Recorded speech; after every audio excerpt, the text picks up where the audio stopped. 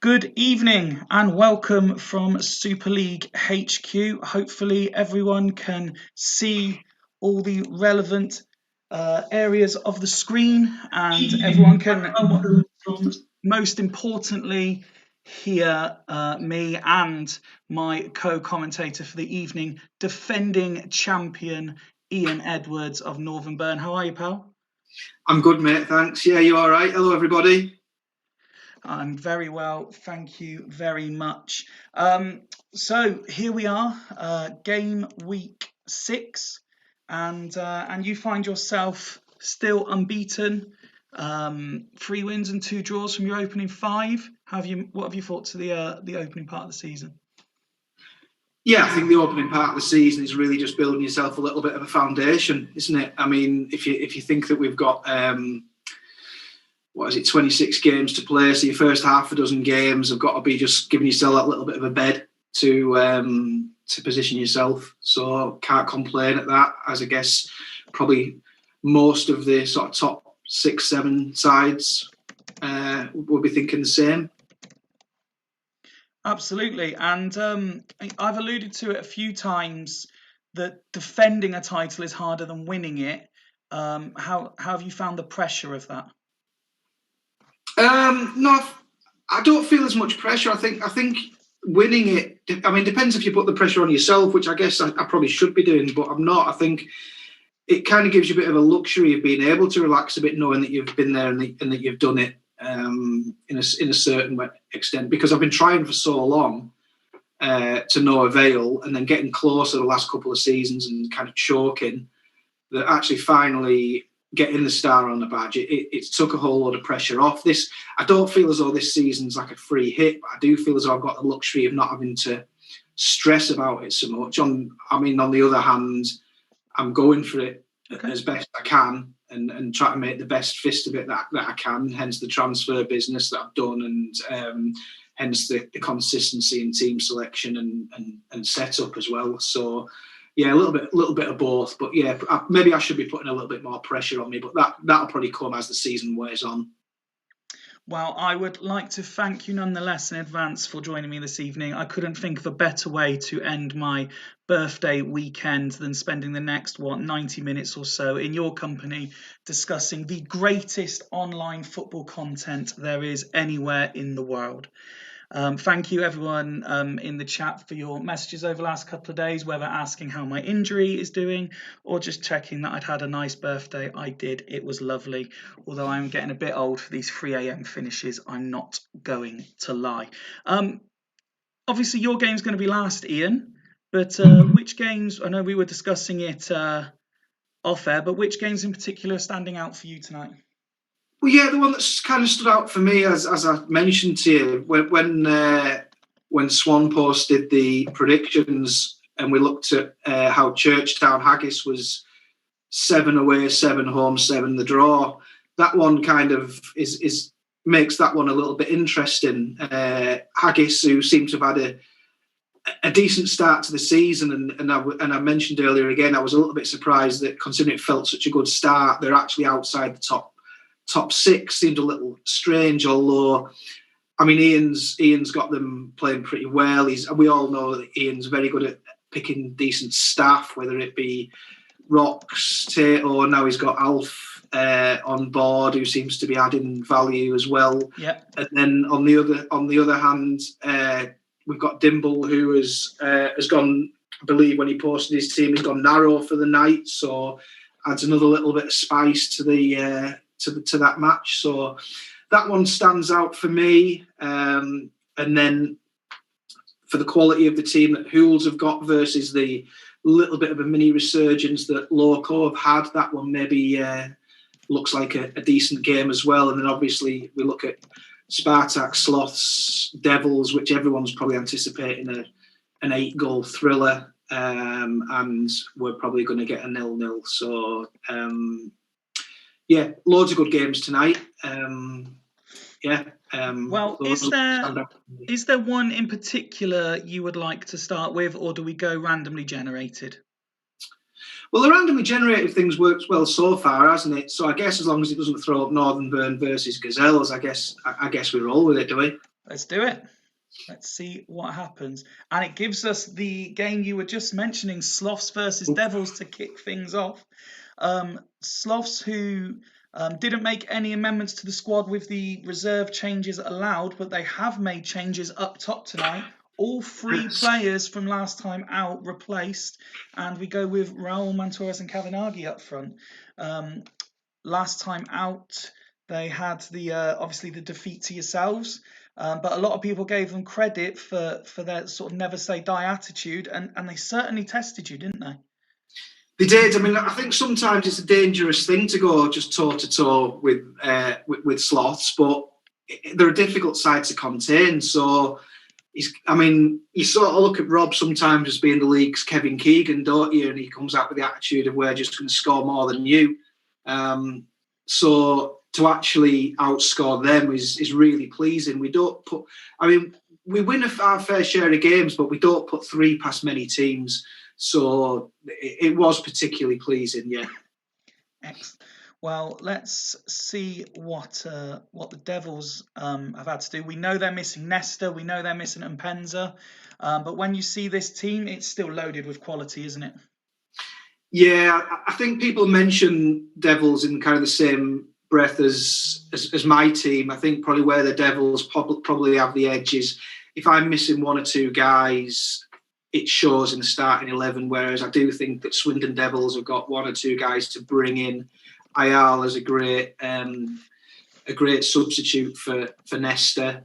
I think they've always, whether it's because they've got players who can play multiple positions. If somebody is injured, somebody can come in. Yep. You can't really replace Mpenza, but I probably know as well as anybody what Kesman can do in this league, which is basically nothing for 89 minutes and then pops up and scores a goal, which really, when you're talking about strikers, is what you're after. They obviously 1-2 themselves last time out at home to Bostock. They had the two injuries we've already mentioned. They also missed a penalty. That came on the back of the heavy win over Gazelles as well. But Bostock could count themselves somewhat unfortunate, couldn't they? Yes, I mean, watching that game, it kind of felt like Scott deserved a point out of that at the very least. But Devils being Devils, they kind of they did what they had to do, and it helps when you do have that individual quality in the team that someone can just pop up and do something. And when you look at like the likes of the lesser sung players, Toby Grant, for example, who contributed last season and now can't even get on the bench. There's definitely plenty in reserve there for them if they do have one or two more injuries. So yeah, looking very, very strong. And Jens just mentions there in the chat before I move over that Soroczynski needs to be talked about as one of the best DMs in the game. Your thoughts on that particular assessment? Oh, I think for as long as last few years that I've been involved, I think Soroczynski's often been mentioned, and I think if Hodgie were ever to jump ship from the Devils to anywhere else again, I think we know that he'd try and take Soroczynski with him. I think it's no secret, that he's a top DM. He works very well in a pair of DMs. Fantastic player. Maybe just needs to sharpen up on his penalty shooting practice. Other than that, he's spot on. Well, Hodgie, ever willing to learn from the few mistakes he does make, is one of the few managers who is allocating penalty takers after that last miss. Let's move on then to the game itself. And can I ask you for your first prediction of the night? Oof. I predict goals. This could be anything. I'm going to say we're going to go for a 3-2 Spartak Sloths. 3-2 to the Sloths. Very interesting start that would be. Is that in hope more than expectation so you can return to top of the league? It would be nice, but no, I just think that they'll be a little bit sore from last time out. And so perhaps, we might see a little bit of a reaction from the Sloths. Jens was first in on the chat with 2-2. Scott saying 3-1 Devils. Alf saying 2-1 Devils. And Tato hoping for a draw because he's very much on the title campaign. Sloths have had a couple of opportunities there. Frey making a couple of saves, but Devils themselves coming forward. He's also got Raul doing well, hasn't he, Spartak? So there's always the chance he's going to crop up and do something. I think he's the only striker who's in from last time out, isn't he? It's 1-0 to the Devils just after the half-hour mark, and it's that man again that Hodgie has made a couple of tweets about over the last week or two, Barry Ferguson, opening the scoring from central midfield with his 4th of the season as we reach half-time. But Sloths creating more. Yeah, it felt like they were doing well there, and the goal, I wouldn't say necessarily against the run of play, but yeah, we know what Barry Ferguson can do, don't we? We do indeed. Let's have a look at the hosts first, and it's been very much a mixed bag. I mean, you've got Ndai there doing what he does with his half-time 9 rating, and Ningmatul in there with an 8 as well.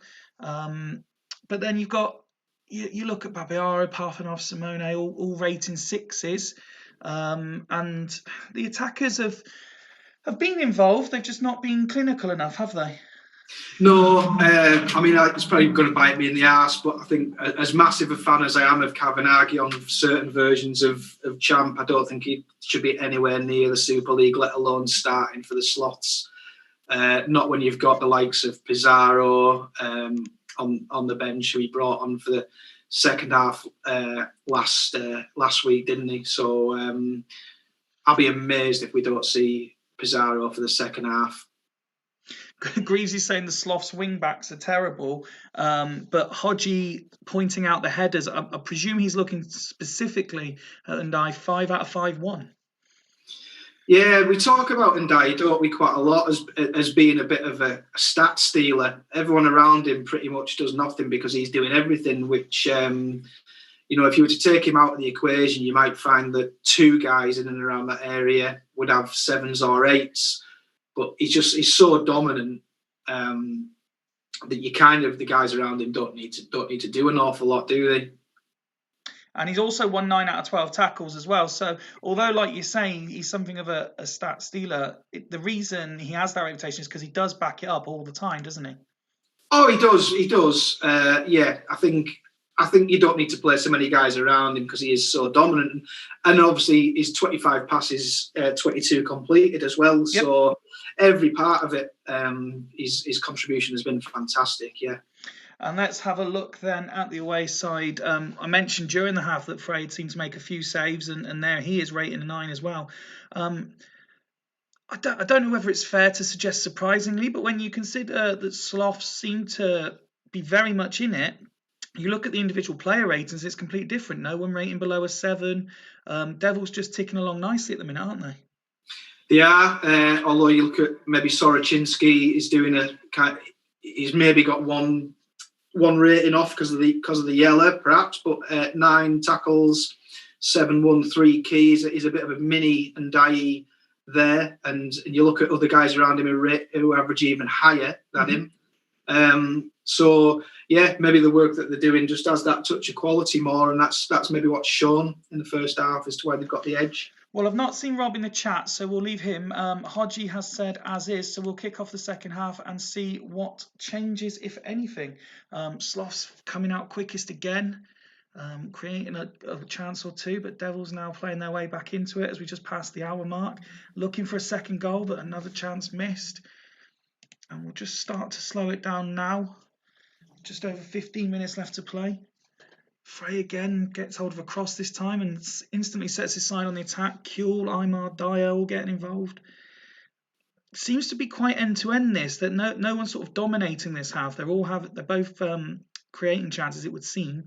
Ball cannons off Ferguson, but doesn't manage to go over the line. Just feels like the Devils are keeping them at arm's length, doesn't it? Spartak maybe don't quite have that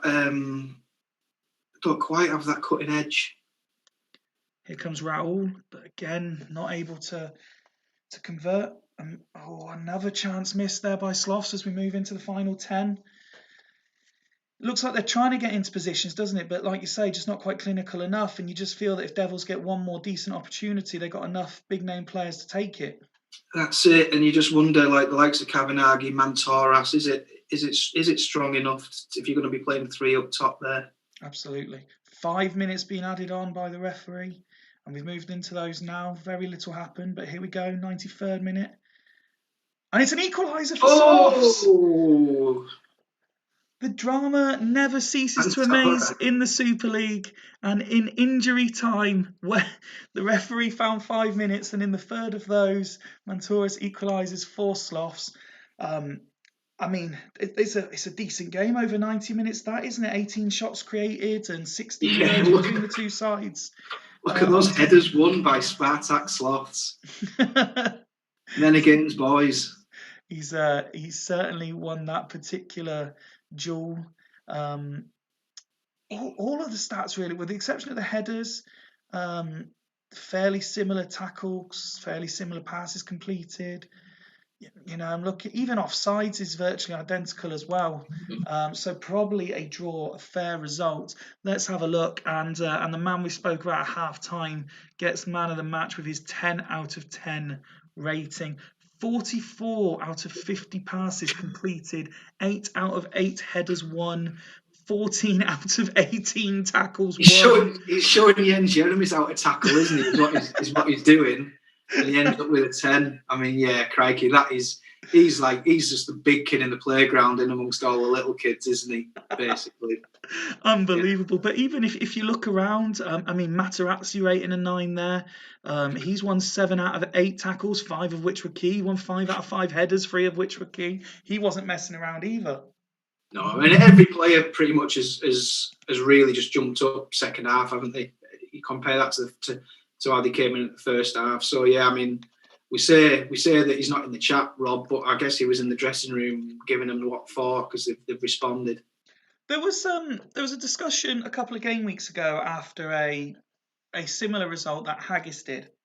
When you see how they've started this season, and then you see this level of performance against this opposition and getting this result, could this be Sloth's year, or is this just another case of them starting well, building up the hype, and then they'll falter towards the end?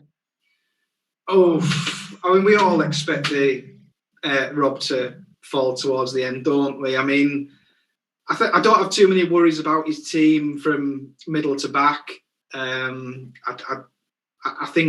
don't think that particular 3 is going to fire him to the title. No, I think he's got a little bit of a conundrum to solve there as to his best strikers are. I mean, I'm long enough in the tooth to have seen one previous manager who's not around anymore turn Pizarro into an absolute world beater and 3 up top. So we know it can be done. So he's probably got the pieces there to do it. Will he do it? Not so sure. And then we look at the Devils team. Let's move over to the first page of stats. Again, a lot of passes across the team. Amar, Emerson attempting a lot. Amar's perhaps completion will be a slight concern for Hodgie, only 28 out of 45. Kieran Dyer getting his 9 rating. Again, a lot of passes completed, a lot of tackles won. Will he be slightly concerned about the amount of headers? It was alluded to earlier, and you mentioned it in the stats, that they didn't win that particular duel a lot. In all honesty, I've not noticed in many of Hodgie's other games how he's gotten with the headers. If it's a trend, then perhaps. If it's an isolated stat, then probably not. I mean, knowing the way that Hodgie is with the stats and looking at the numbers, he'll know whether that's usual or whether it's unusual. So if that is the way it's always been, then yeah. But there's certainly more things there that you're going to look at and think, wow, we've done really well. I mean, Emerson traditionally has been bang average in this league, but he seems to be getting that little bit of an edge out of him, because we know he's got the stats, but doesn't always do it. Well, someone actually mentioned it earlier. I'm just scrolling back through to find, I want to say it might have been Ian or Dimble. It was Dimble, in fact. Emerson moving to AMC has been a game changer. I agree. I can only remember, I think I might have played him there once, and that might have even been the final against Dragons, to be fair.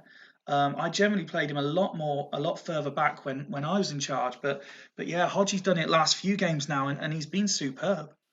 Yeah, and I mean, I had him at BTEC, and I think I played him MC as a pair for a solid season. I think he probably posted a 7 virtually every single game he ever played. Just couldn't quite figure out how to get that little bit of an edge out of him. But yeah, one of the things that Hodgie seems to be doing, and I think there's a few other things that he seems to be doing well as well. So no, nothing for Hodgie to worry about at all. And I just want to, I know you've got the live chat up, but I just want to highlight this is sensational from Swanee. And I'm under no illusion that it's correct because we know what a masterful statistician he is. Sloth's involved in the most amount of goals since this iteration began, 291. No one needed that stat, but you're having it anyway. I don't think any of us would have known the amount of goals, but I think that probably every single manager would have said that Sloths have been involved in the most amount of goals, no doubt about it. I'd probably say they've been involved in the most red cards as well, would be my guess. It seems to be an all action setup. Well, we move on to game 2 after that exciting start to the show, and it's Churchtown versus Haggis. And something you've already alluded to, Churchtown going narrow this time out. Yeah, I don't know whether his hand was forced a little bit by injuries. I know Luke Chadwick is out, obviously started the season quite impressively. So he obviously had decisions to make, didn't he? Does he move somebody else out there, or does he bomb that position off entirely? Yeah, I think it looks like a really, really strong team. I think Santa Cruz at AMC is where he ended up after a substitution last week, didn't he? Stanich came in for a bit of criticism and finished on, I think, an 8 last time out, looking like an absolute workhorse that he is. Van Bommel loan, MC, we always say should be prime there. Whether he will be or not, don't know.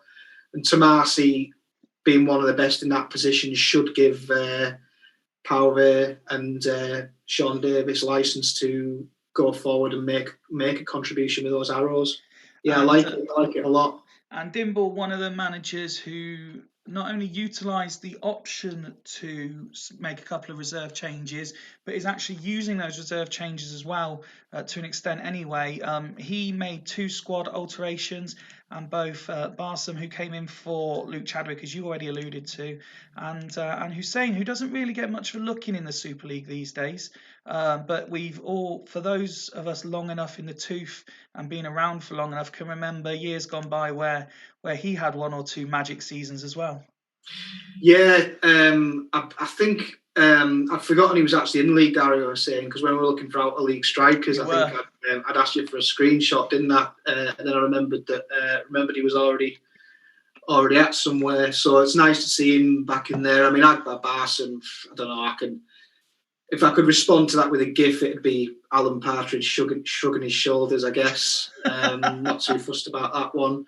But big call, Oliver Cairns paid off as well. He's worth a shout. I had a little chat with Dimble pre-season about Cairn coming in, and I thought I was a bit nervous about him bombing off Headman, and he was absolutely adamant it was going to work, and he's proved to be absolutely right, absolutely nailed on there. I had the exact same conversation, I believe, and I've mentioned it once or twice in the opening game weeks. But you're right, Khan has come in and really done a job for Churchtown.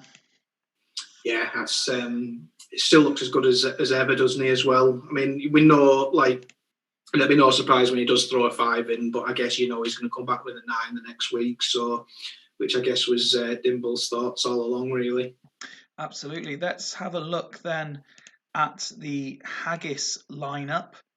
And it's very similar to last time out, obviously. The big news, as we know, is Jeremies was suspended after his red card in the 2-1 win over Hools, and it's Stephen Reed who's been given the opportunity to play in that role instead. Yeah, and why not? I mean, he's used him sparingly, but when he's come in, he's done really well. 7.33 average, so you can't complain about that at all. Yeah, the team's littered with superstars, really, isn't it? Mendieta, I think anyone would take Mendieta off him. Plenty have probably tried to take Shevchenko. Nice to see him persisting with Shevchenko as a striker. 4 assists already this season, but no goals. Yeah, you want goals from him, don't you? But maybe, again, up as a 3, maybe the goals are going to have to be spread around a bit. So you take 4 assists. We know Saha's getting the goals. So I guess as long as the goals are coming, Ian might not be sort of too worried about that. It's nice to have Ashley Cole back. He doesn't have to worry too much about his wing backs. They're both class. They both post great numbers week in, week out. Yep. And he's been able to bring Gary Neville back in from the reserves after I guess a bit of a howler in leaving him. Yeah, I think we're calling that one an administrative error on the Haggis part, that he spent the first 5 games in the reserves, but he's back now, and we may possibly see a debut for the out of league signing as well. Okay. That's maybe. So, I want to know how you respond to this one with a GIF as well, please. With this one, it would be a GIF of Gianni Cheddar shrugging his shoulders. Oh, here we go. Let's move on to the game then. And we've got the first ghost game of the season. What a shame. So Burn won't be last, right? Okay. No, I do apologise. But that gives us Bostock Stanley versus Dudley Hill, which is the one I said to you I was quite looking forward to. This could be really good, in my opinion. Steve, I think, made the most amount of squad alterations of anybody, despite his really good start to the season. And when you consider Dudley's performances over the last couple of years and the not abuse, we'll call it the banter Steve's had for those level of performances, it's nice to see a character like him doing well, isn't it? Yeah, no, let's get it right though. I mean, it's abuse, isn't it? Let's get it right. It's not. No, I think it's been said plenty of times, hasn't it, that everyone would love to see Steve do well. No one can ever have a bad word to say about the bloke. His class. And it helps when you can actually say it genuinely that he's done good business. He's got the shape of the team looking good. He's been consistent in his selections. He's found through his tinkering, he's found things that work, and he's been able to stick with those things that work and nail them down and forget about it, and then look at other parts and get those working. So, it's nice when you get a striker who bangs goals in for you, and you just think, right, that's something I don't have to worry about. Stick him up top. Where else can I improve? And he's done that. And if you look at that, I mean, if you're talking about playing 4 across DM, there's not many teams that are going to rival that line of 4, I guess, because that is really strong. And it's unchanged, which is a rarity for Steve as well. Well, I say he is becoming more consistent with things, and I know he said he was going to do it at the start of last season and kind of twisted rather than stuck quite quickly. But I think this season he kind of is making himself do it, and he's reaping the rewards. I think his side looks strong, and they've probably been there or thereabouts the best team in most of the games they've played, including against us at the Furnace. So yeah, great job. I can just do a side note, because Swanee continues to impress everybody. I don't know, because you were doing such an excellent job of reviewing all of the teams in the league until we get a game, you might not have seen it. He's posted the full goal involvement stats. Northern Burn involved in the least amount of goals in this iteration. Yeah, boring Burn, yeah. That's all right. That'll do me. I don't mind. Now I know that. I hope that continues, because it seems to have worked out quite well for us. Let's have a look then at the Bostock Stanley team. They very easy squad submission by Scott, which got the fire emoji reply from me. Simply said, no reserve swaps. Just bring Ashley Live back in, please, for LYP. Really straightforward. The quickest team to assemble this game week, I think, other than yours, really. Yeah, I mean, he would want Live in there whenever he's available anyway, wouldn't he? And I was just talking about that 4 across from Dudley, and now I'm looking at this 4 across. I do think that at this stage of proceedings, and from what I've ever seen of the Super League, I probably would like to see Welsh. I mean, you can't put him at right back because you've got Cafu, so that's possibly the only weak link in the middle there. But yeah, he's playing well. So I mean, the thing is as well, if you can come away from a 2-1 defeat feeling like you probably should have either drawn or won the game, changing it, you're basically changing it for no reason. You're just bringing the guy in that you wanted in last week and leaving it. So I guess it was fairly easy for him to pick his team because his team didn't outrun last time. No, absolutely. Let's hope maybe for a game this time round. Yes. So your prediction for this one, please, sir? I think I'm going to go for a 1-1. A 1-1 draw. Let's kick it off then while we wait for the first set of predictions to come through in the chat.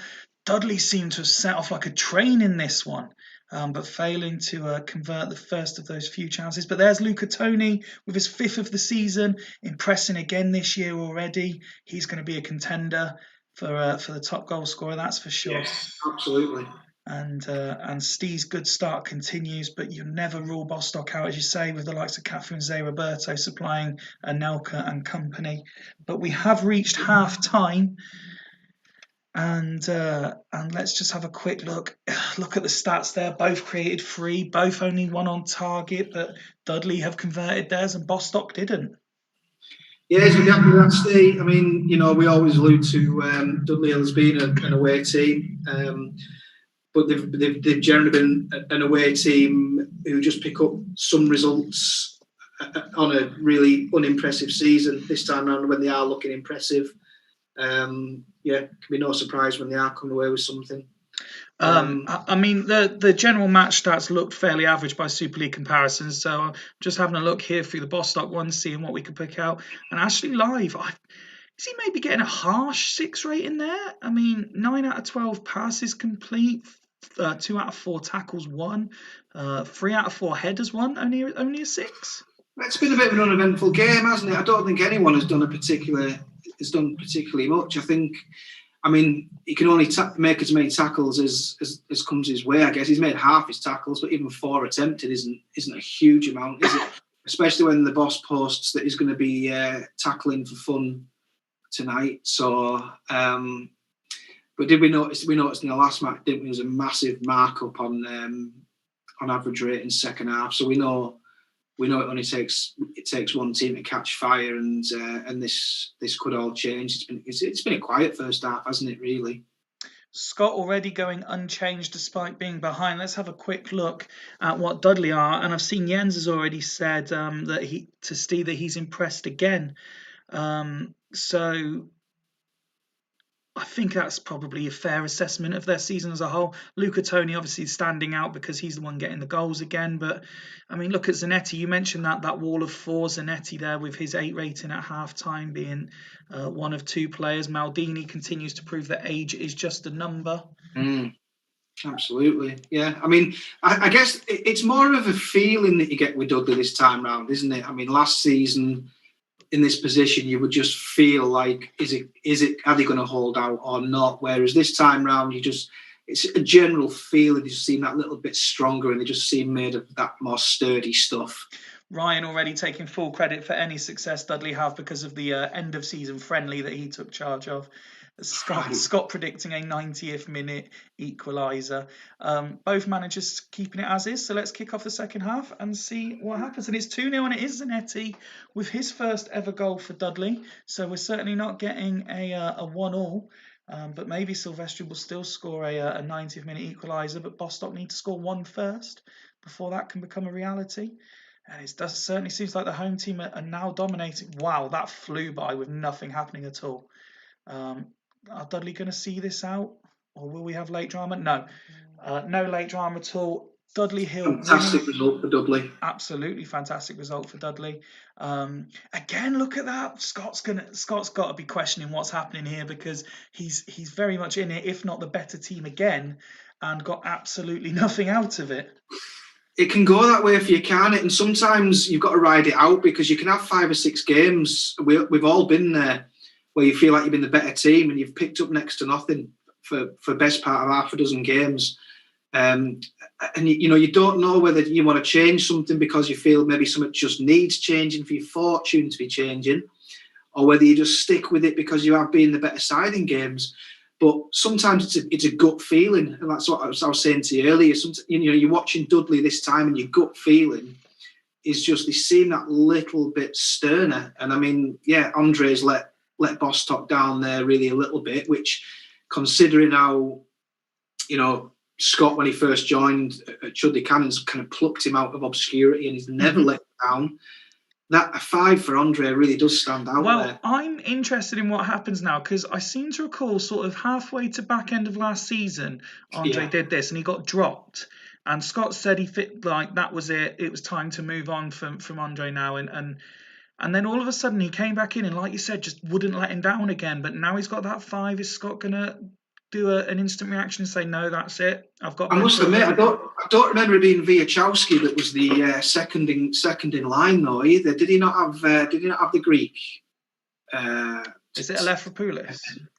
Yeah, I thought he might have had him step in. So maybe by the fact that he's chopping and changing his substitute keeper means as well he hasn't really got a proper backup to Andre, who as well, looking at the strong team that he has got, and to put Andre down as captain, he obviously, he is his man, isn't he? Well, it's very much like how you said Soroczynski is a Hodgie player. Andre is very much a Scott player, isn't he? Yeah, I mean, Carlos Jackson and Andre, very much so, yeah. Let's have a look then at the away side. Zanetti being given man of the match, despite players individually rating higher than him. But he did score today. Guerrero, not really, possibly the only player to slightly underperform, rating a 6. He attempted a fair amount of passes, completed a good, 2/3 of them. Yeah, a couple of shots, but not on target. Didn't win any of his tackles. Yeah, that's been a bit of a quiet one for him, hasn't it? But overall, I mean, if you're going to get 9s, 8s, 7s, and one guy has a 6, it's not a bad guy to have a 6. He's going to come good next week and probably get a goal or an assist at home and have an 8 as long as he stays fit.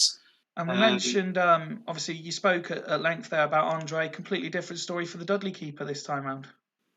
Yeah, good keeper. I mean, he's been in and out of the reckoning at other squads. I think it was Gazelles at him at some point, or am I thinking of? I rate him. I think he's a good keeper. I think he's had times where he's been kicking his heels in a squad where he's been behind worse keepers. Decent performance from him is no surprise. The 4 that we mentioned across the middle, hugely strong, great performances all across the board. And again, you got a striker who scores goals. I mean, if anyone finishes above Tony in the top goal scorers this season, they probably win the Golden Boot. Well, congratulations to Dudley. Commiserations to Bostock. Smuts asked, don't do Dragons next, please. And the game has said, OK, we won't, because we are moving to Hools versus Loco. Now, this is interesting because, and this is the joy of obviously everyone doing their own thing and sending in at different times and then waiting for submissions and stuff. So Hools have gone Hools toe-to-toe with Loco and altered their tactics slightly. But you'll notice that Loco have also tweaked it slightly as well for this game. So that's it. Yeah, because I mean, we saw, didn't we, what Loco posted, and if that is genuinely what he's posted, then really Jens can only take that as a huge compliment, can't he? Because I think we're about to see the most defensive lineup we've ever seen in Super League history, which is surprising considering how Greavesy thinks they are on an absolute surge. So to change it up so much. Last time out, Jens had 2 behind 1 with Crespo playing as lone striker. This time he's unleashing Viduka from the start up front with Crespo and having Hersey in behind. He was having a sort of mental disagreement between game weeks whether to play Gerard or Gerard in midfield, and ultimately he went for Gerard. I mean, Gerard's started to load it enough to be able to do it. He's box to box. He can go. He can tackle. He can compete. He can contribute going forward. I think he would like, after 4 games, he'd probably like better than 6.4. I was going to say he might as well be playing the other Gerrard if he is playing 6.4. But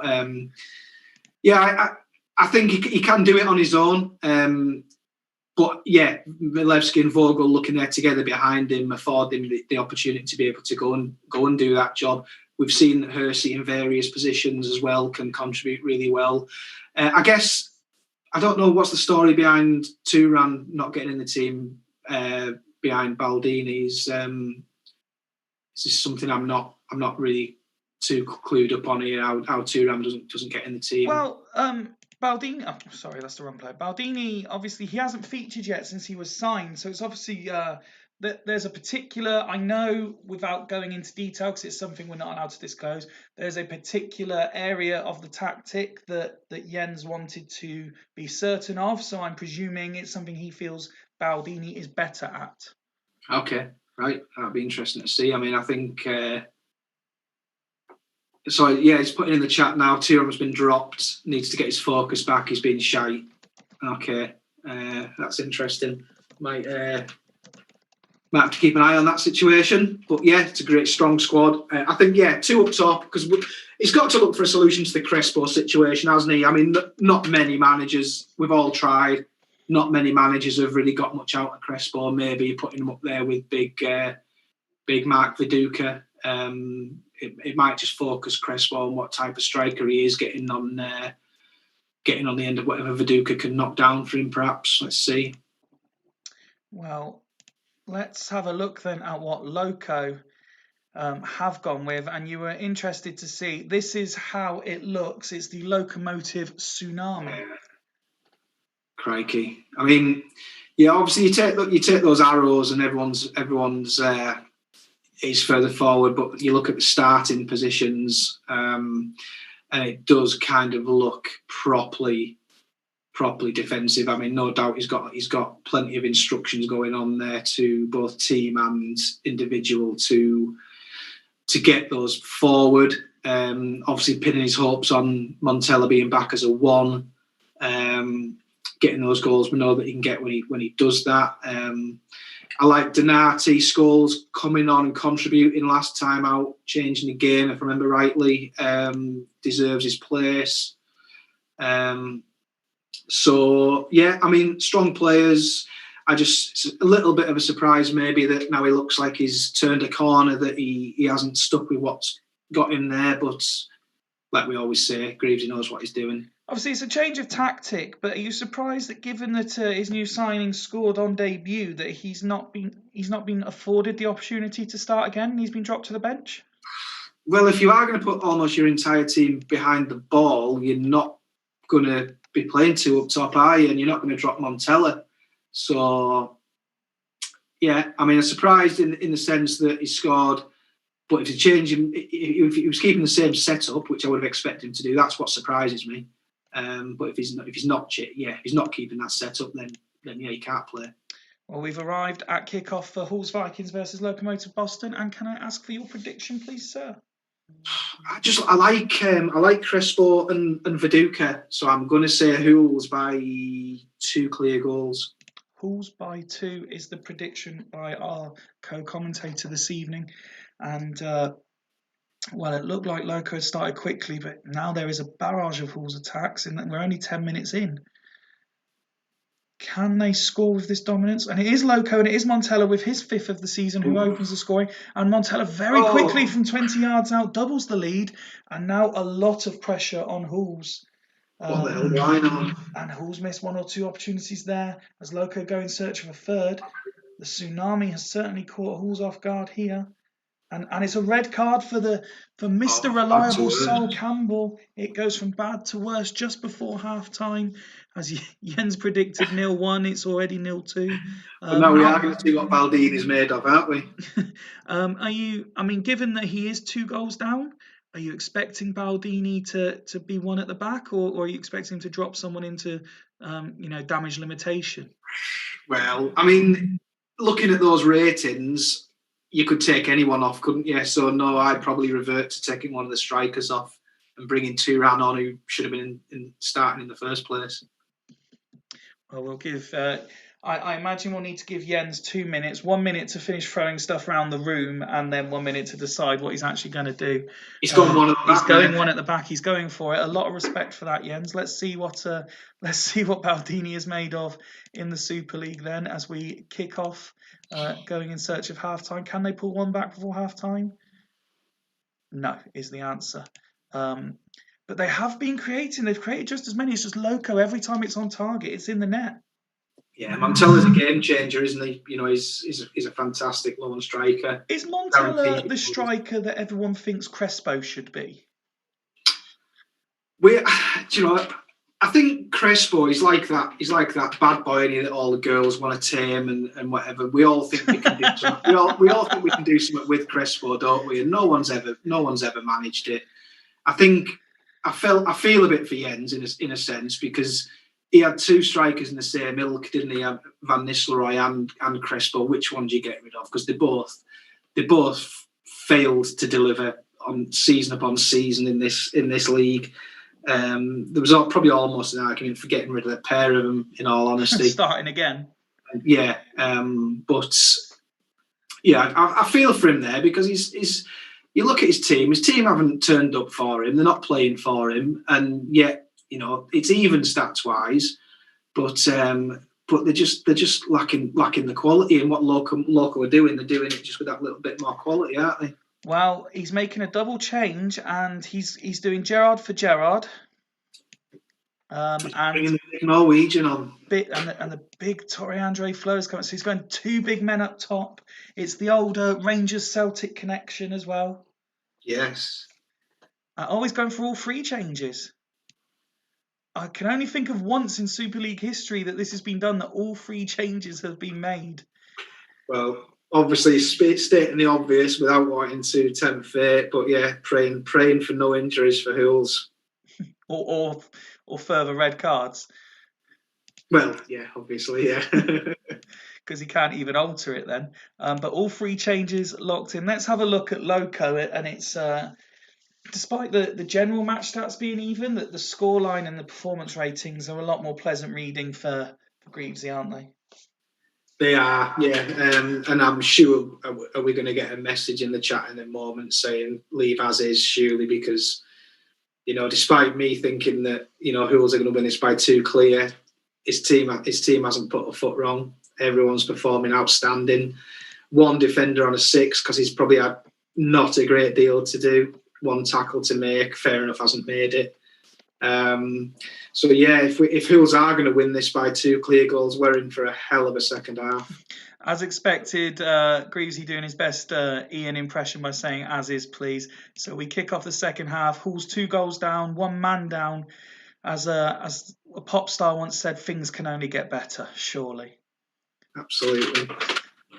And it is. There's a lot of black and white text in the opening 50 minutes, but the time has flown by there without any incident. You kind of felt Hools would definitely have needed one by now if they were going to get back into it. Giving it a go, aren't they? They're flogging the pan out, but just almost banging their head against the brick wall. And there is full time, and it ends solid as it started. Credit to Hools, they certainly gave it a go, but Loco were just too strong for them today, and the tsunami worked. And having been winless for the first 4 games of the season, that's Loco now won their last 2 and very much back in the mix already, because it's that tight. Absolutely, he wasn't panicking, was he? We were all panicking on his behalf, but he wasn't panicking. Not at all. Let's see how if things improved ratings wise. Costanzo managed to go from a 5 to a 6.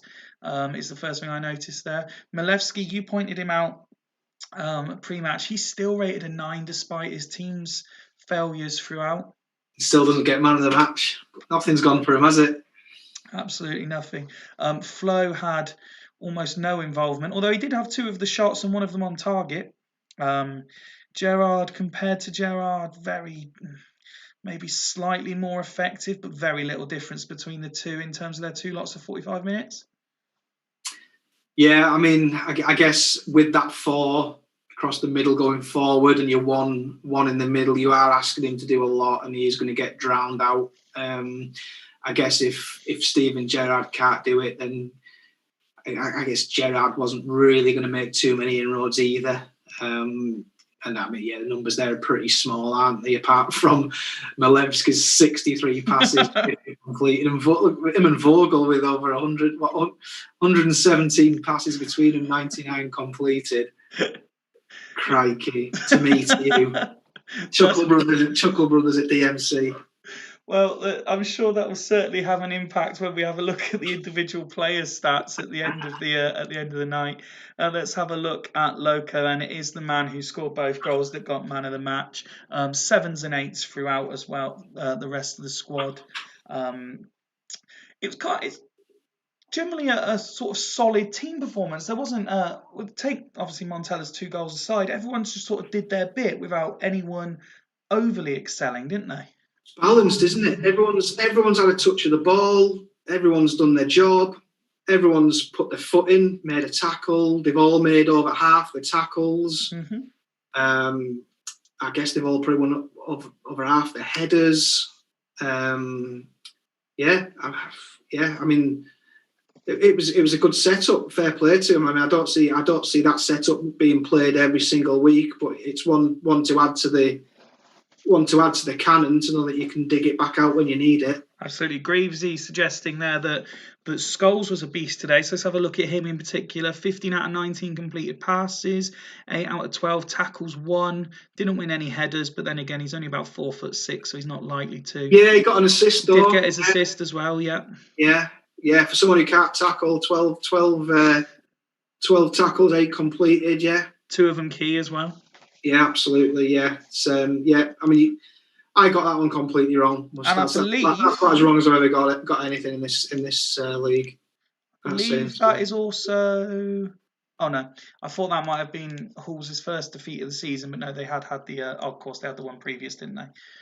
They were one of 3 sides when last game week, but then they lost. Yeah, I think Jens's beef was more that every game they've been in, they've been possibly the better side. I think that's probably the first time they've turned up and really been not the better side. So yeah, plenty of food for thought. Well, on a wet 23-degree day, as Alf likes to point out, Hools, unfortunately for them, have lost. But congratulations, Greavesy, and we move on, but not to Northern Burn.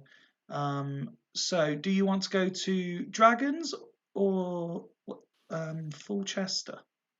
Let's do Drag. Oh well, no, you're on it now. Let's do this one. Yeah. Yeah, Fulchester.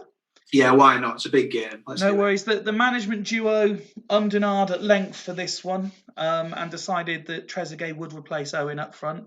Other than that, nothing else has changed from last time out, where they did have that defeat to Loco.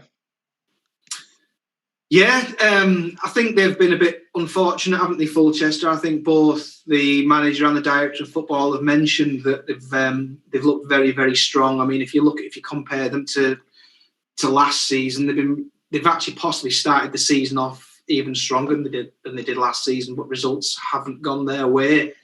Kind of, is that because we've got 2 guys trying to start agreeing with stuff, or we've got Macca and Ryan both saying we've got the formation wrong? Well, I'm just querying it because I've had no email sent with a new tactic, and they just asked for Trezeguet up front. Oh, right. Well, Trezeguet's future in the balance as well. I see on social media with Bostock offering him out for 10 million and a couple of sides coming in with more than 10 million. So it'll be interesting to see where his future lies. Oh, they want the same one as Gazelle's away, apparently.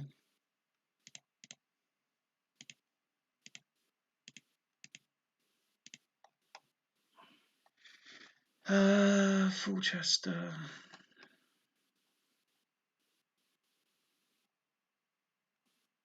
Oh, that's right. They also, despite Ryan bringing the rule in, they also didn't start the tactic with Fulchester, so now I've got to go find it. I guess, I mean, some people might query this, but I guess with both lads coming in exactly the same time and saying that's not right, it kind of, I guess. Well, no, to be fair to them, I quickly had a look back at the message and they're right. However, it doesn't help when they didn't actually call it Fulchester, so now I've got to go and find it. Perhaps if they told us in the chat what it was called. I want to say they called it Gazelles v Fulchester as well, which is why it confused me. Theirs is that one, I believe. Yes, that is what they wanted. Except everyone's in the wrong place now. Yes, now I've got to go back and change it again. Put Trez up front. So they want this. You want the same lineup as you had for Gazelles as well, or the same team as the last game?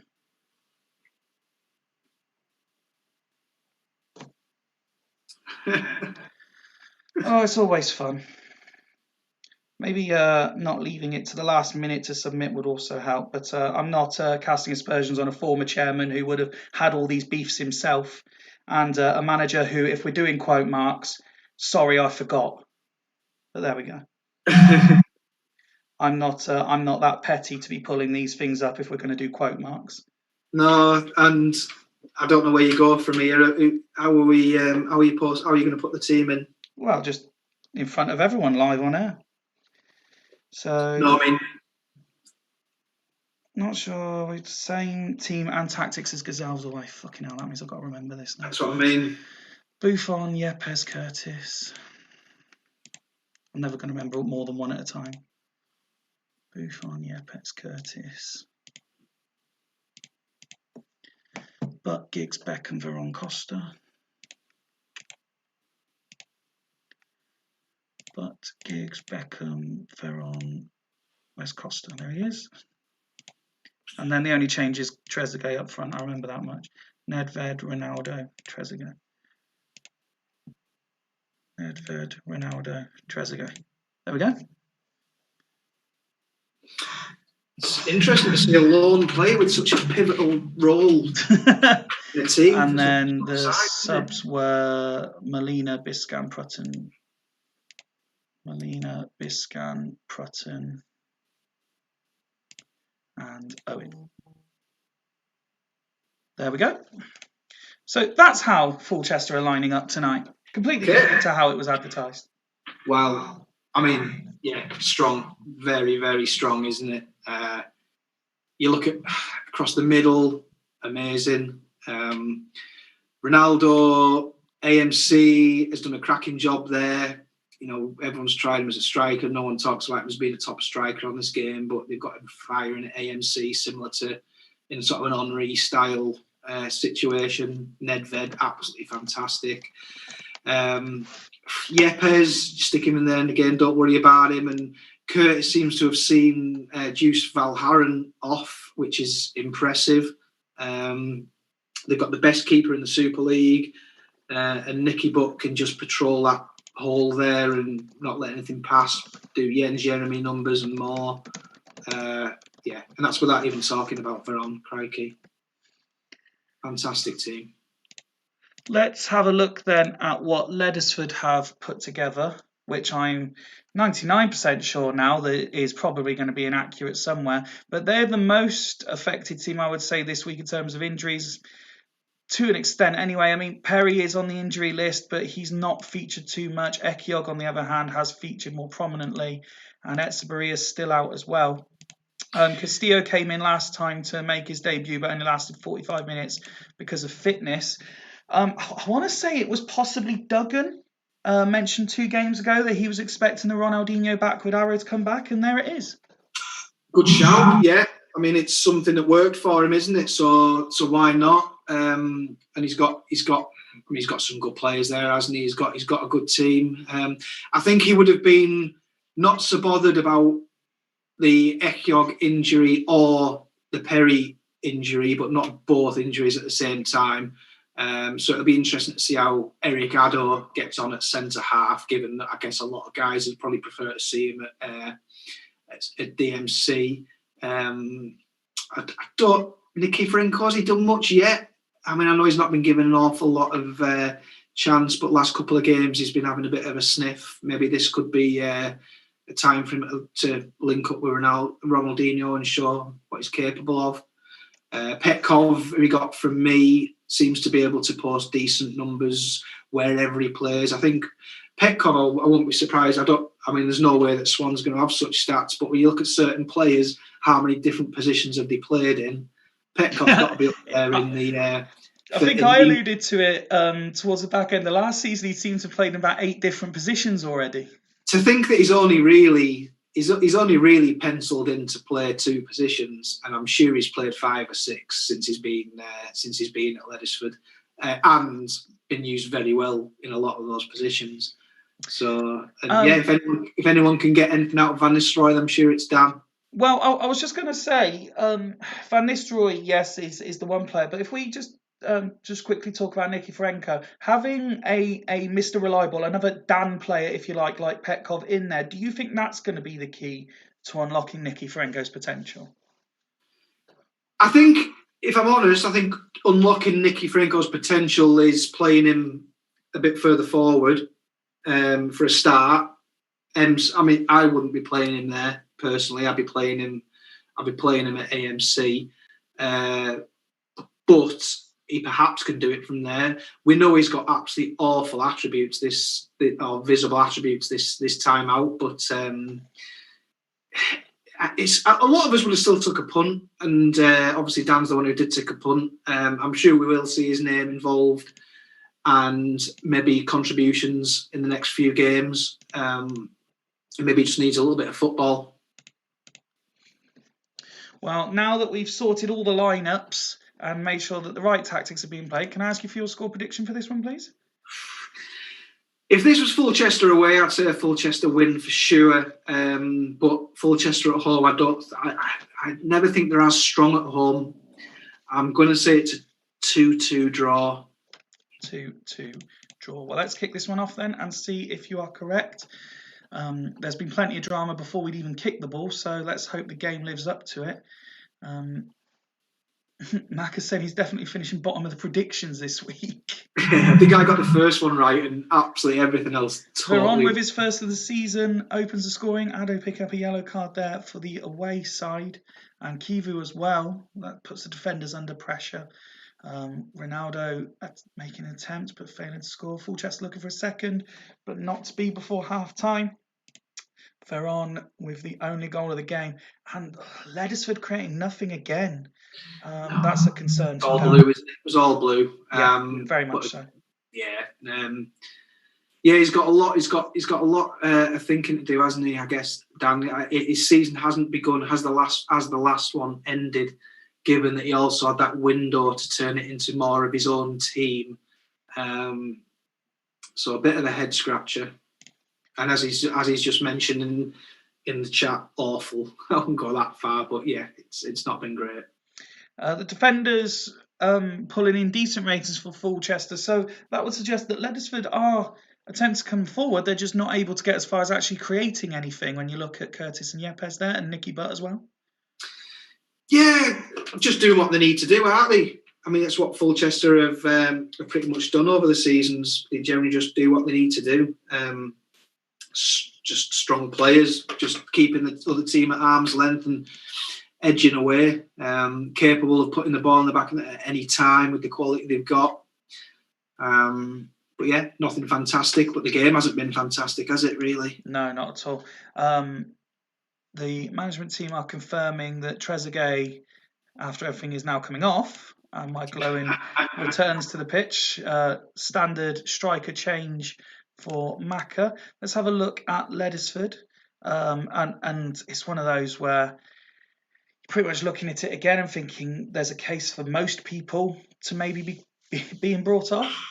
Am I right in saying as well that Dan's not a big fan of a yellow card at half time? He's not quite as pernickety as Duggan about it, but yes, it is one of the first things he looks at.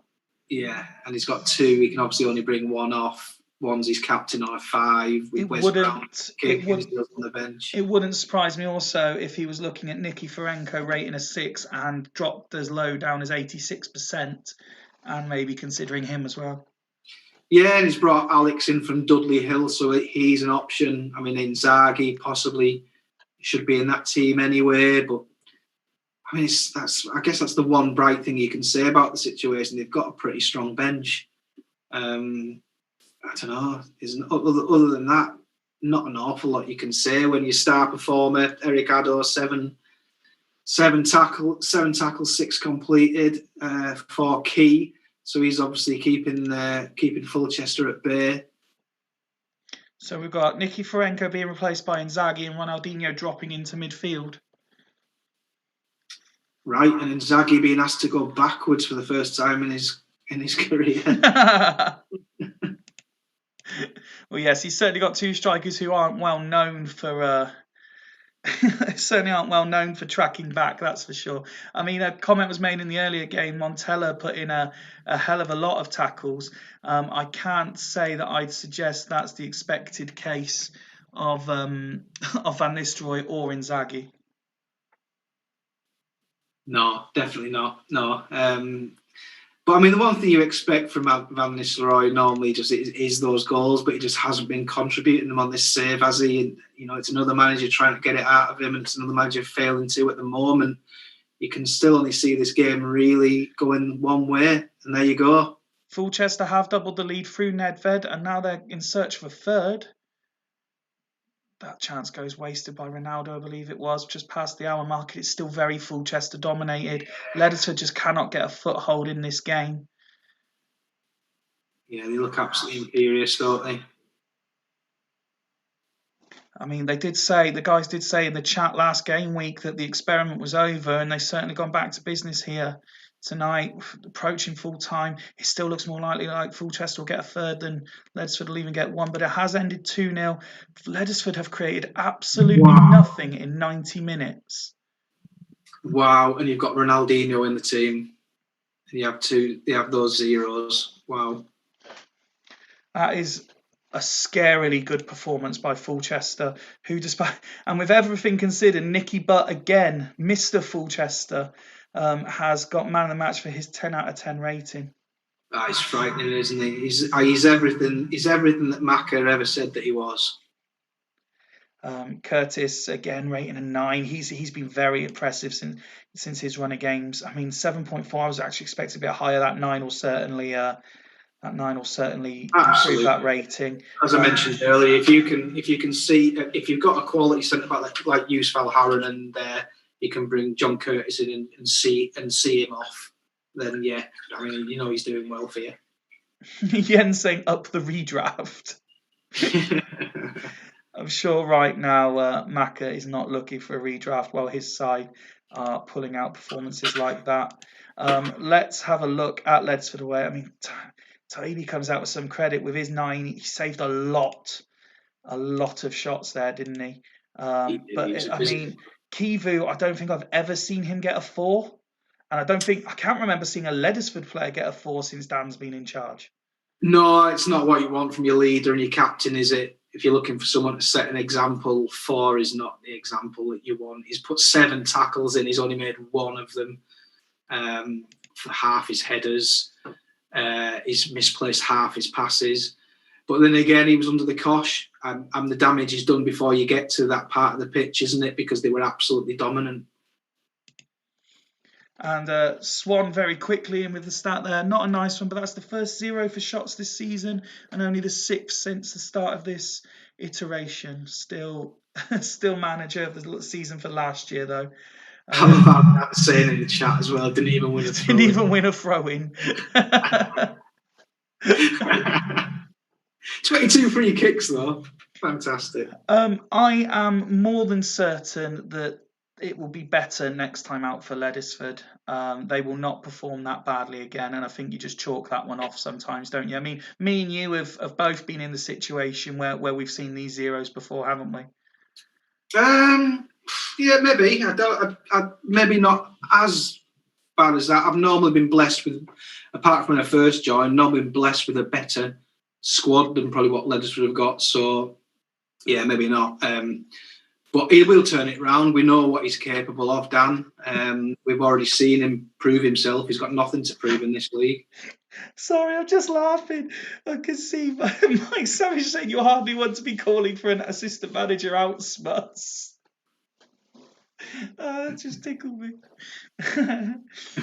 We move on to Dragons v Astor, which should have been the penultimate game. However, we did have that ghost game as well. Astor, who are rocked by ZZ Roberts playing for Liberia and therefore unavailable, or as this would suggest, not even playing for Liberia. That is a shocker, isn't it? Yeah. I mean, I don't know. Do you feel worse than that, or are you glad that he's not going to pick up an injury? He'll probably get injured in training for Liberia now, won't he? Instead. So this is how Tato lines up. Version 4 of this tactic.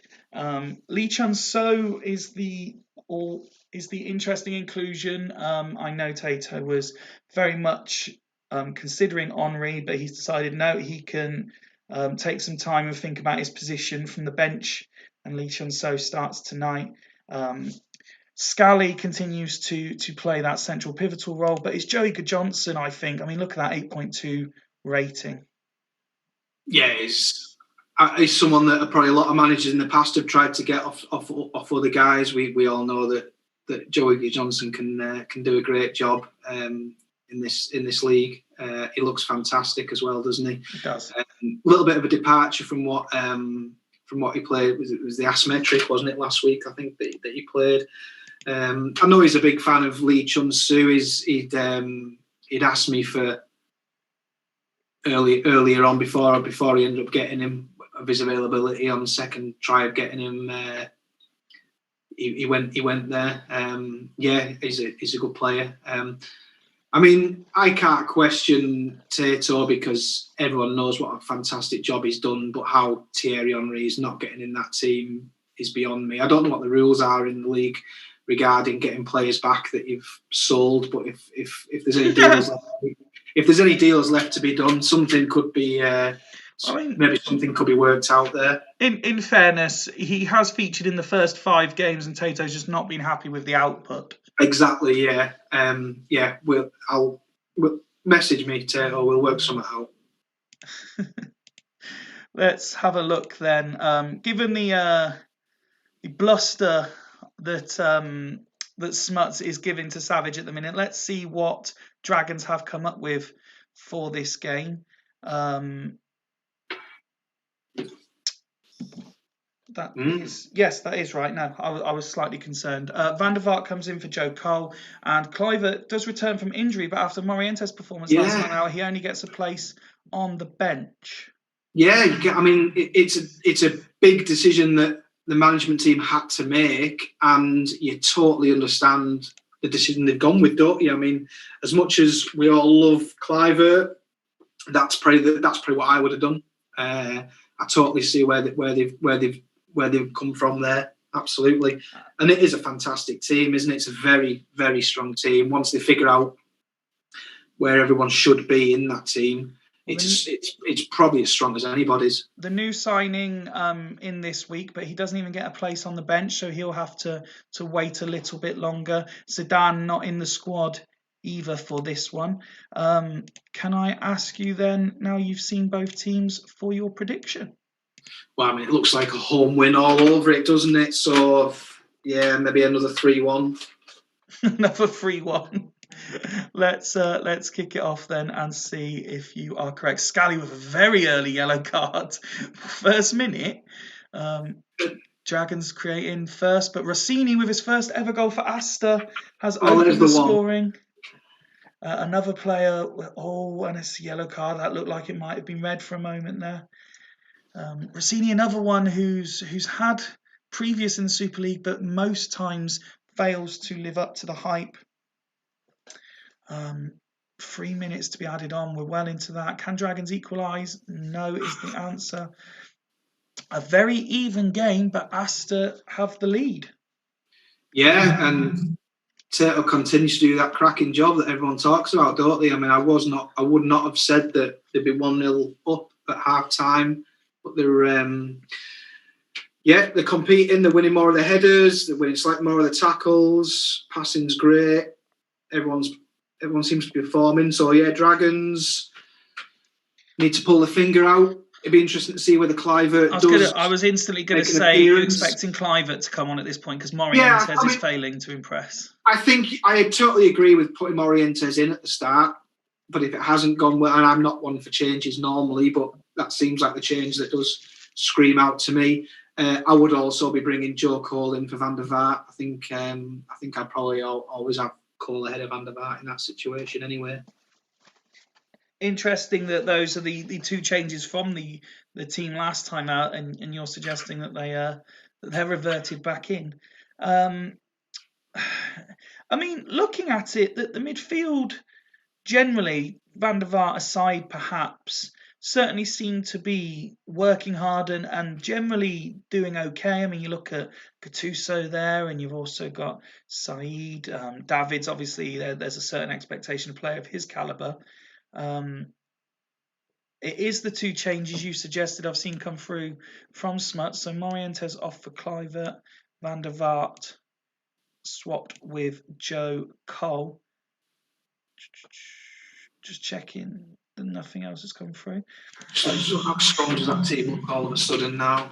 Just to make Tato that little bit more nervous for the second half, but he probably shouldn't be, looking at how well his ratings of his players are. They're all looking great, aren't they? Reddy, I know a lot of people have said over the last couple of weeks what an unsung hero and what a quality player. He's not letting any of those people down until he's 9. Since his red card that he didn't get suspended for, I think he's pulled out maybe 2 9s now. Yeah. It's been unreal. Yeah, backed up by 3 8s, bunch of 7s. Can't moan at that at all, can you? Neil, Tato is worried that Scally got booked in the first minute and he's dragging him off. Doesn't think he'll last another 45. So Vashuk coming on at half time. Right. Big call. So he's just trying to shore things up more than anything, whereas Dragons are trying to turn it around with attacking changes. Let's see how those subs affect things then. And okay, I thought I'd just hit continue and Tato had sent a second sub. Thankfully, it wasn't the case. And an injury for Said will mean Ronnie Johnson's coming on, because I can't see Carini playing in that defensive midfield position, that's for sure. Yeah, that's just 3 guys on, isn't it? So, yeah, and you look at what he's got, and probably Johnson has to stay there, doesn't he? So, yeah, he can play there anyway, no problem. Yeah, no, and it's not like he's going to swap him with Davids, is it? So I'm quite happy to just carry on with that. Yeah, obvious one. Smuts says, let's carry on to see. We've still got over half an hour to play. There's a yellow card there for Salihamidzic. Asta come forward again. And on the half volley, but Dragons failed to convert. They're certainly creating chances, aren't they? Back. And Kluivert scores off the bench just after the hour mark. He's equalised. Baumer gets a yellow. And let's just slow this down a bit, as we could be in for a thrilling end to this game. Gattuso heavily involved at this point for Dragons. Still, I'm seeing Gattuso's name more than everybody, but Rayed finally stops that. And now David's coming forward. And Davids has scored, and they have turned it around. And it looks like the goalkeeper's not happy about that one. Second half changes have made the difference, haven't they? I think it's all about Ronnie Johnson, personally, mate. Come alive. Yeah. And there's going to be 4 minutes added on. Kluivert has another attempt. Can Asta get the goal themselves? Smuts says scenes in the chat. Kluivert puts it horribly wide, and we're into injury time now. Asta are failing to create anything, and there is the full-time whistle, and it does finish Dragons 2, Asta Athletic 1. And on the balance of play, Dragons just about shading it. Yeah, I think it was a tale of 2 sets of changes, wasn't it? I think 2 strong, improved changes for Dragons, combined with Scally coming off for Asta, maybe just open the door a little smidgen for Dragons to come in and do something. And you're looking at Asta there, 11,000 a game compared to Dragons 5, 8 offsides. I know there's a couple of managers recently been looking at the offsides. Yeah, and the tackle percentage just dropped for Asta as well, didn't it? Second half as well, which obviously I guess you expect it to do with no Neil Scally. Smuts writing his own newspaper headlines in the chat already. Baumer picking up a man of the match for his performance, but let's not rule out what Chiotis did as well. He was very impressive, and Kluivert certainly coming on and making an impact. Strong all round, yes, and goalkeeper as well. You know, is much maligned, but people say he comes alive at this time, and it's proven to do so. Dan saying he's envious of those Astor throw-ins. Envious of any stat isn't a big fat circle, I guess. But no, I mean, Dragons have another team very much in the Dudley ilk that have taken a lot of slander over the last season and a bit. So to see them picking up a bit of form and at least still being in it in the first quarter of the season is very important. And to see players like Davids and Clivert hitting some form and doing the job that they're employed to do is very nice to see from that perspective. Yeah, and they might receive a lot of slander, but I guess since the introduction of their lovely assistant manager, they do give a little bit back out as well, don't they? So I'm not going to feel too sorry for him on that score. I'm just looking for the commentary on the second goal. Davids progressed with the forward run, great chance with his right. He scored. Day was unhappy with his defenders' efforts, was what the text said. So he wasn't happy with his defenders. Although on saying that, you look at the ratings and Hippie and Friday didn't exactly play poorly. No, they had a lot to do, and they did it very well, didn't they? I mean, I guess you're looking at a couple of guys like that, 10 and 8, 9 and 8, key tackles as well, all of them. There's probably not many tonight that have matched what those have done. But I just felt the Scally was missing. They would have got some out of that game if Scally played the second half, I think. But it's a tightrope, isn't it? What do you do about the yellow card? We all have our different opinions about it, don't we? Of course, absolutely. So commiserations to Astor, who are clearly struggling without ZZ Roberts to convert quite as effectively as they normally do. But congratulations to Dragons, who turn it round after falling behind. That brings us to your game, and we look at the opposition first. Couple of changes to the squad. Duggan did do a few reserve swaps, but largely it's a familiar looking team, and he called it a birthday miracle when I sent him the team news and he could unleash Madeira, Vieri and Collins in the same team at the same time. Yeah, I replied to him on Twitter when he put his team out, and he mentioned that he'd finally been able to go full strength plus his proper intended formation all along, which I'm sure it wasn't always intended to be called Smuts Banter all along. But it worries me a little bit because this fixture last season, towards the end of last season, they beat me 1-0 at home, and their team probably wasn't as strong as this one. So to say I'm a little bit bothered is probably a bit of an understatement. I look at maybe Smerton and Wellens and think maybe I've got a sniff of, competing in that area of the pitch to maybe try and control the game. Hopefully, that's the only weak area that I see, perhaps. And even then, it's not that weak, is it? It's. I mean, the 14th, for crying out loud, they should be nowhere near 14th. I know they've had. If they'd have had this team and this setup all season, they'd be top 6. But they're not, and they haven't, and they're not. So, but they've got it against me, which is a shame for me. Yes, Smuts has realised. They were having a bit of a laugh about certain tactics names. I don't know if they noticed the Dragons tactic name last time, but Duggan sent me a message saying, "Can you change my tactic name to say about Smuts' banter?" I wasn't writing it fully in the name, so I just put a dot. Everyone gets the idea of. I didn't spell it wrong. I just put a dot. And. So yes, that's just to clear that one up. The only absentee you were mentioning about Gazelles finally going able to go full strength. We noticed that Okoronkwo, the only absentee. Daisy, I think, is a more than qualified replacement for him. So are we suggesting? I didn't want to let him go. In all honesty, Daisy, he got Daisy from me, and I didn't want to let him go, but it enabled me to get the players in from Gazelles that I wanted to get in. So it was kind of. It was a necessary evil, really. But, fantastic. And former Super League winner. So, Yeah. So here's the question, and I know he won't appreciate it in the chat, and I'll expect pelters for it.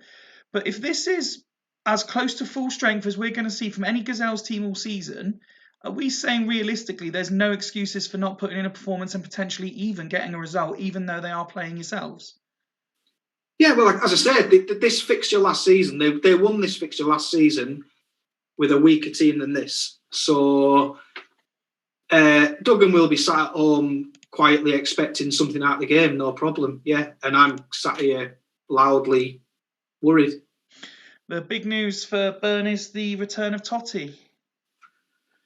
Yeah, I mean, we, like Swan's obviously mentioned in the chat, we don't score an awful lot. We don't put teams away. We don't put. That's why I mentioned earlier on. I was so pleased with the Sloths game. We don't score 3 past many teams.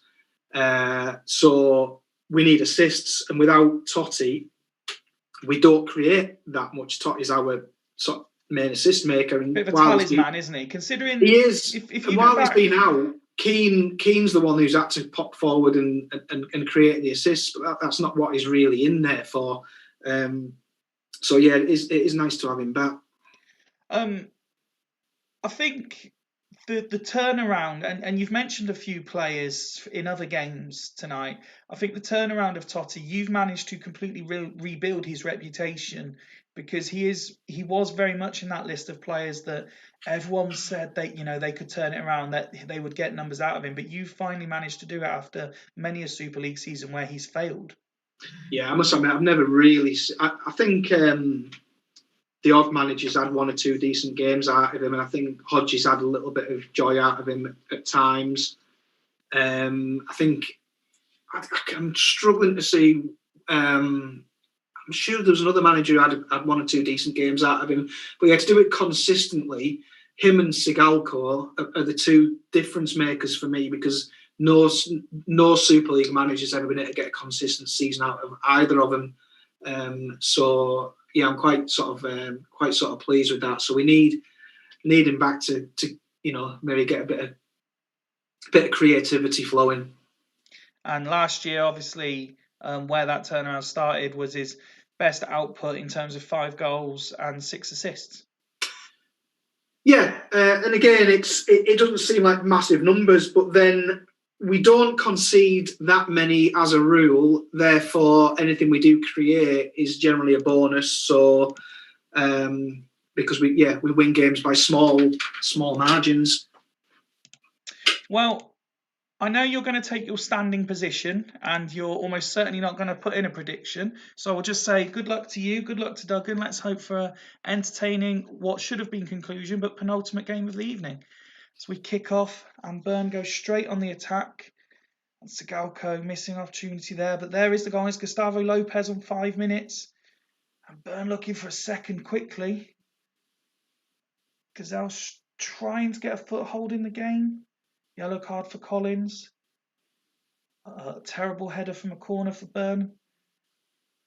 Vulgaris pulls off a save or 2 there, but it looks very dominated by the home side here. Al throwing in a 2-0 Burn prediction in the chat. As we approach half-time, Gustavo Lopez misses a great chance to double the lead. Can Gazelle score before half-time? Oh, and a double save by Vulgaris on the stroke of the whistle, and another team failing to have an attempt. Northern Burn with 11 first half shots on goal, 9 on target. As Ian retakes his seat, you must be looking at those stats, mate. Absolutely, well, I say absolutely delighted. A little bit worried that you've not maybe got a 2 or 3 goal lead here. Yeah, I'd want that cushion in an ideal world. You know, it can come back and bite you when you don't put them away. But how many times tonight have says we don't put teams away? We end up just sort of like, even like the Loco game a couple of weeks back, 2-0 up after 20 minutes, and like we only scored 2 in the game and just sort of stumbled over the finish line. It's the way we work, seemingly. I'm going to start with the away team. So so Duggan gets a chance to look through stuff. Unsurprisingly, I'd said his name a few times. Vulgaris getting a 9 at half time. I know there was some chat between particularly Duggan and Macca about the midfield options. Smertin failing to impress at all with his 5 half-time rating. Considering Duggan was quite excited to unleash his front three, they've offered virtually nothing. But that's as much as he might be looking at his own tactical issues there, that could be just as, when we click over in a second, just as much to do with how well your team is set up to play. Yeah, I guess if we click over to mine when we do, I guess my guys are probably playing okay. I'm not really not wanting to comment too much on how Gazelles are performing, because you say one thing about them and they go and do the opposite in the second half, and it comes on and bites you, doesn't it? But yeah. Dan, I do appreciate Dan's witty repertoire, and he's just asking why you want a cushion when you're standing up. I've been sat down for about an hour and a half. An hour and a half. I'm allowed a cushion for the rest of the time, aren't I? Greasy also pointing out Smertin with his 20 for MC playing. And anyway, Dad, I'm 44 years old. My back is permanently killing me. So let me have a bloody cushion, man. Christ. So these are, I'm presuming you're going to go as is, looking at these stats and the performance levels in that first half? Yeah, I'll stay as is. Thank you. We'll just wait for... Okay, so it's a double change for the Gazelles. Medina for Smertin. Gaitan for Collins. Man with a yellow card coming off. Let's see if those changes can improve things for Gazelles. Despite their dominance, Bern remain only 1 goal up. Vieira picking up a yellow card, and it looked like Gazelles actually had a chance there, which is already an improvement on the first half. A couple of yellow cards being dished out by Jerry Connolly. And we're into the final 10 minutes. We'll just slow this down to know how much of a fan Ian is when I do that as well. As he continues to stand there watching. Gazelle's certainly been more in this half, but it's Lizarazu coming forward. Gazelle's retaining possession, though. They need to create something if they're going to get anything out of it. Dele looks up. Sees Gotan. Vieri strays offside. That's not going to be pleasing for Duggan's remove. Oh, just before injury time, 89th minute now. And it's Sagalko bringing it forward. And it's 2-0 to Bern, and that should be game, set, and match. As we move into injury time, looking for a third, maybe Bern, just to put the cherry on top. Corner kick, Tony takes, but it's cleared away. And there is the final whistle as Ian retakes his seat. Northern Bern 2, Gazelles 0. It looks like Gazelles were a bit more in the second half than just creating one opportunity. 14 for yourself. I mean, you've not really created much in that second half, Ian, on reflection. No, we bossed the game over 90, but that 90 was done in the first 45. I can't figure it out. I was mentioning to having a chat with Steen in our DMs during the week, and I said we can batter teams 1-0 and we can batter teams 2-0, but we don't score 3, 4, 5 against anyone. And even there, that goes to prove it. Absolutely dominant. But yeah, I mean, 2-0 is just an average scoreline, isn't it? But absolutely solid. But if you win every game 2-0, you retain your championship. Yeah, it seems to be what we do. And again, Steve mentions in the chat there, Gustavo Lopez. He's been class for us since he come in. I thought that Larson was going to be that man putting that position down, but it seems to be Lopez at the moment. So yeah, pleased with that one. And a word on Gazelles. I mean, we said that this was pretty much as close to full strength, so there was no excuses not to perform and potentially get a result. Looking at those stats, Duggan's going to be quite frustrated, I'd imagine. No, I don't know. I don't think he will be too frustrated. I think Duggan knows what he's doing. He knows the game inside out, and I think he's no fool. He'll look at that and think this is the first game that I've had my strongest side and my strongest tactic out. But he has obviously come away from home against the champions. So I don't know what those yellow cards do for him, but if he's in a position to do the same again next time out, then he'll get more of a measure of where he's at. So no, I think he's good manager, knows what he's doing, good lad. I think I don't think he'll be too worried about that if he can go as is next game out. My only slight concern as we flick through these is this is another game where, I mean, you look, that's another one where there was a lot of chances created against him. That was the most they'd created up to that point. And then there was the hammering at Devils, where again they didn't create anything. Devils essentially put in a very similar performance to what you just did, but were more clinical in front of goal. Then you had the defeat to Astor, where they actually did create and just failed to score. But it's only really that Astor game where they've turned up with any sort of potential to go on and do something. There's been a lot of games where they failed to create, failed to score, and they find themselves bottom of the table. Yeah, I don't know. What do you say? It's you've got to trust the guy in he's not been able to put out the team yet that he wants to put out. Now he can. Let's see where he goes. Let's see where he goes from there. It's a long way to go in the season. Well, based on this performance, do you expect if this is as close to full strength as we're going to see, do you expect him to stick with it despite this performance? The only thing that concerns me is the two in midfield. I mean, if you say that like Smirtin's done plenty to warrant his position in there, I'm as big a fan of Wellens as anybody, and I'm a little bit surprised at how bang average, fair to middling he's been. I thought I did expect a bit more from him, in all honesty, but he hasn't quite lived up to what the manager had hoped. That's possibly the one place. If you're saying that Alexis Smirtin plays MC rather than DMC, then it's the Wellens situation. Well, I do know that there is potential movement in that particular area to try and improve things for Gazelles. That I'm sure Duggan will be hoping will be in place for the next game. Right. But congratulations to yourself on another victory, and a very impressive victory against a very good Gazelles side, even if they are out of form at the moment. Commiserations to Duggan. And that means we can conclude the evening with the game you've already previewed, so I'll go straight to Kickoff. We have Churchtown Haggis. Now, I can't remember, because we didn't get that far, if I asked you for a prediction, as I'll just give you a quick reminder of the team lineups. Yeah, we didn't get that far, but I'm quite pleased that if we are going to have a ghost game, it's the game I was most looking forward to all night anyway. So I think if I was going to leave a game to the end, it would have been this one. Your prediction then, please, sir. Oof. I'm going to say home win, and I'm going to say 2-1. 2-1.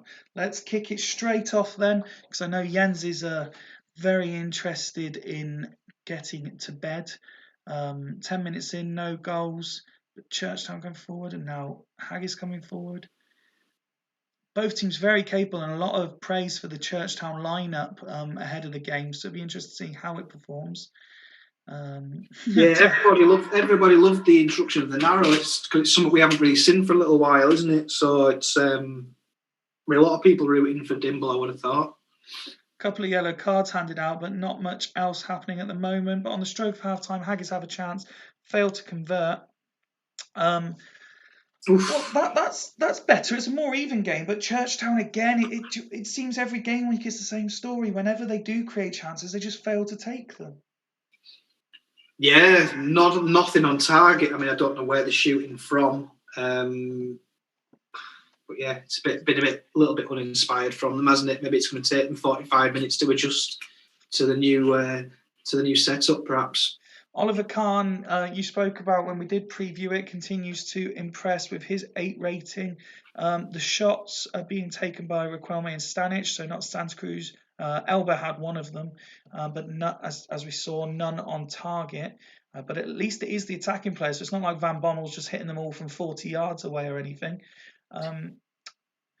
Yeah, I mean, it's not been poor by any stretch, but there's still plenty room for improvement for Churchtown. Yeah, they need to get the creative shining light on the ball, don't they? I mean, Juan Roman Riquelme, I mean, a lot of people would call him a Super League myth, going back through history. He's not someone who's ever pulled up any trees, but if he is in your starting 11, he's the one that you probably want to create something, and he's the one who hasn't got on the ball compared to everybody else. We mentioned also the return of the two players from the reserves, and Hussein is coming on at half time to try and have an impact for Churchtown. He's replacing Elba. He's certainly the one that I would be put. I mean, he'd probably be starting for me ahead of Elba anyway. So certainly out of the two coming up from the reserves, he'd be the one. Let's have a quick look at Haggis then. You mentioned the fullbacks. Mike Duff heavily involved. Ashley Cole not so much. Mike Duff's always heavily involved, isn't he? Yeah, but nothing going down that left-hand side particularly. Ashley Cole also tried to get up for 3 headers, winning none of them. I mean, he's doing well to be on a 7 there, isn't he? Because he's not had it's his one key tackle that's keeping him on the 7. And Stephen Reed came in for the suspended Jan Jeremies, who is top of the tackle ratings for the league. Stephen Reed comes in, 1 tackle attempted, not 1. That's it. I guess you can only tackle what's in front of you, can't you? If he's had nothing to tackle. And he is coming off for the man that you sent the gift for, so we do have a debut for Haggis tonight. Fantastic. Let's see. This is the last game of the evening, Ian. Tell me we're going to get goals or at least drama of some description. Well, I've already put the mockery on it by saying this is the game I was looking forward to. it's gonna now dribble out into a horrid 0-0, don't you? It's a horrid 0-0 to conclude the evening. All my fault. Churchtown certainly seem to be, again, trying to create things but failing to convert. Not seen as much of Haggis, although they are starting to come forward now, seeing Torres' name. Not much by the way of Saha today. Let's slow it down. Please, can we please slow it down? Yeah, absolutely no problem at all. Hussein and Santa Cruz linking up, but failing to get the shot away. As we move into the last 10 minutes, Riquelme picking up the ball, but he's failing to create either. Here comes Churchtown again, but an offside by Van Bommel. And now Sahar comes forward and Shevchenko. Sahar picks it up again, and Mendieta, but it hits the bar. 5 minutes plus injury time to go now. Can we get a late winner? Sahar and Duff combining. 3 minutes going to be added on. It's not happening, is it? It will. It can and it will. There will be a goal. Indirect free kick given. Riquelme lines it up. And it's Stanic, but again, Haggis get in the way. Santa Cruz picks it up, and Van Bommel. Davis. Hussein fails to score though. And now Torres, Haggis on the counter, is moving to injury time. Last minute of the game. Terry picking it up. Stanic handballs though, and it's a free kick to Haggis. The new lad's cleared one away. Looks like he's pulling his weight and doing a decent job, actually. That last sort of 10 minutes, including injury time, just seemed to be Haggis hoof it upfield, Churchtown hoof it back again.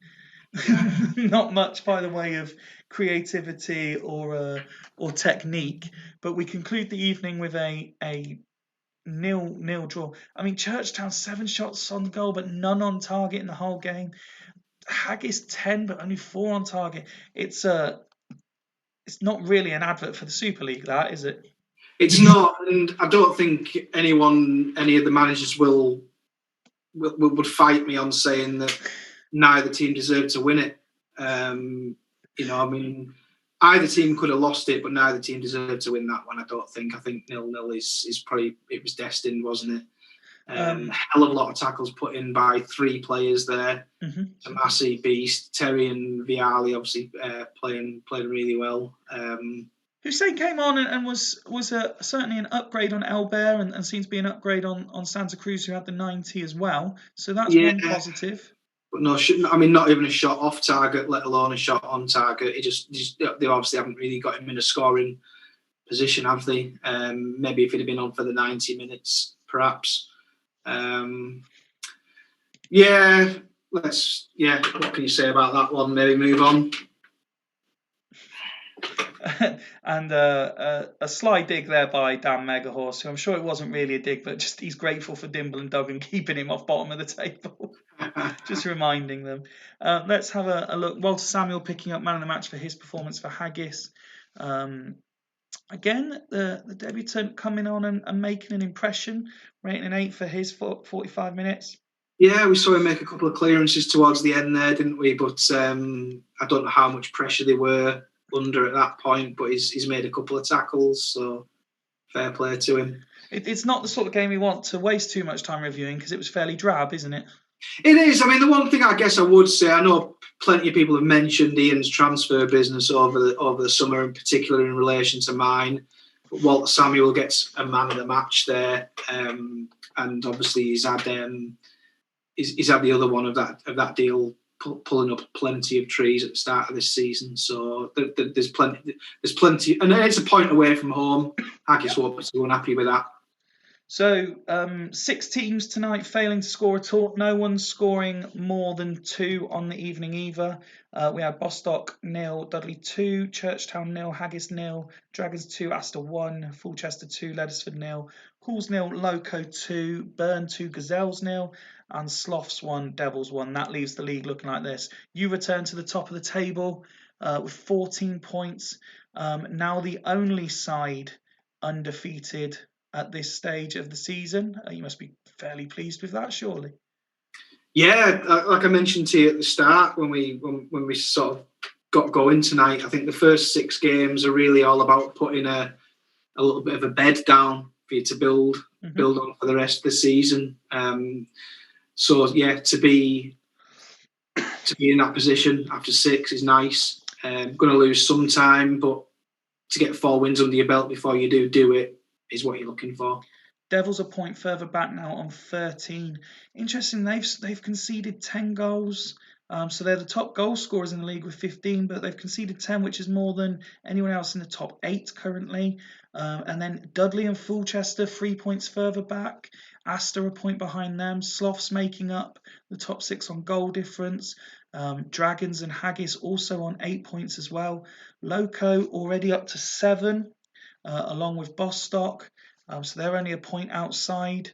And then again, we've got 2 teams on 6 with Hools and Leddersford. Churchtown on 5, Gazelles on 4. So there is still only 4 points between 6th and 14th. And there is there's only a win essentially between 12th Leddersford and 5th Astor. So still very tight, but you are now starting to look at Burn and Devils and thinking, are they going to start to pull away? Before we do the individual player stats that people like, a quick look at Thursday's fixtures. We got Astor hosting Fulchester, so interesting to see what happens with a certain defender there. Dudley Hill hosts Sloths. Gazelles Dragons is always an interesting fixture. Haggis Bostock, Leddersford Hools, 2 teams who a lot is expected, but not happening at the moment. So could they both looking to kickstart their season?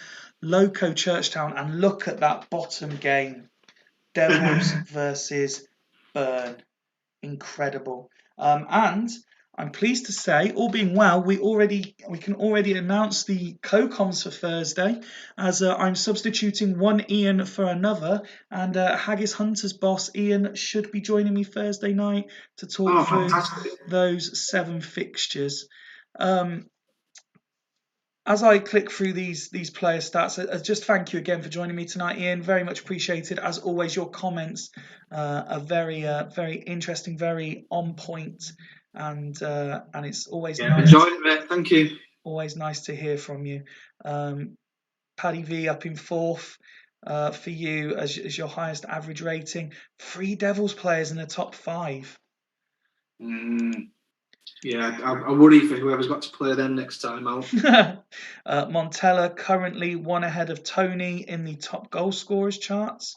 Barry Ferguson up there as well with 4 alongside Louis Saha. As we go down to assists, Shevchenko and Zambrotta now lead the way with 4 apiece. Let's have a look at pass completion. These are the ones that the likes of Tato really like. Tomasi there leading the way for Churchtown. Tackles is still Jeremy's and Walter Samuel as well. So the 2 Haggis players, 1 and 2. Carlos Shax, top of the dribbles per game. And that will take us back to average ratings. Thank you everyone in the chat. It's been interesting seeing what you all have to say. Again, thank you, Ian, for joining me. Until Thursday, when it's the other Ian and myself from Super League HQ, a very good night to you all. Cheers, good night.